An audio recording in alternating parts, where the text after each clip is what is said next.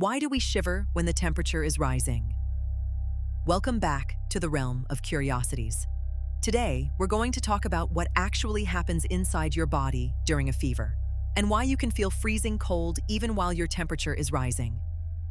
A fever is not simply your body overheating.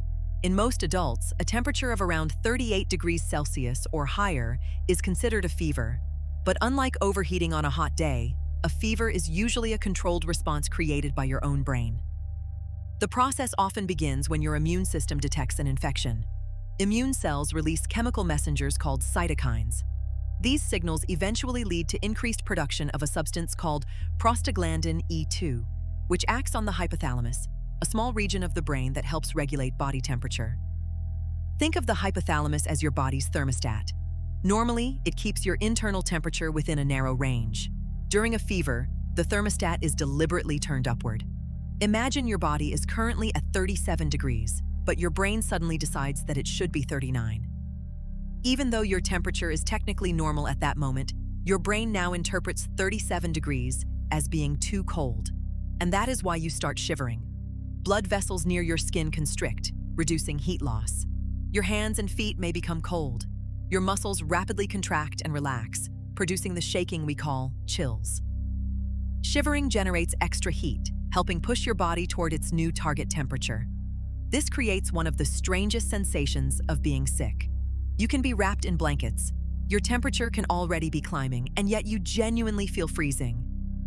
Your brain is essentially telling you that you are cold because you have not yet reached its newly selected temperature.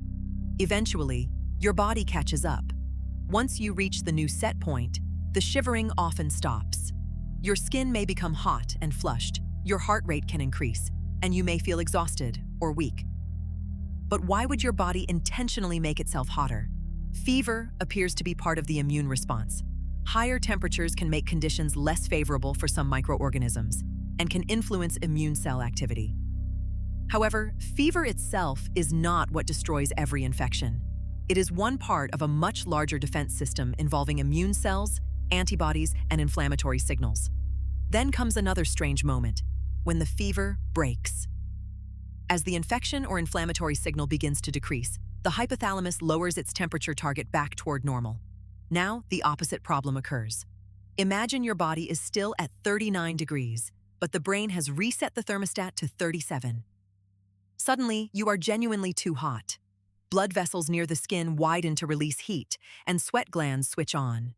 You may begin sweating heavily, even though only hours earlier you were desperately trying to stay warm. The sweat evaporates from your skin, removing heat and helping your temperature fall toward the new set point. This is also why fever and hyperthermia are not the same thing. During fever, the brain intentionally raises the temperature set point. During hyperthermia, such as severe heat stroke, the set point has not been raised.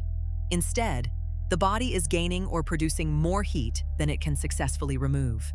That difference is important because extreme hyperthermia can become a medical emergency very quickly. So the next time you experience a fever, remember what is actually happening. Your immune system detects a problem. Chemical signals reach your brain. Your internal thermostat is turned upward. You shiver to create heat. Then, when the danger begins to pass, the thermostat drops again and you sweat to cool yourself down. The strange part is that your body is not simply losing control of its temperature.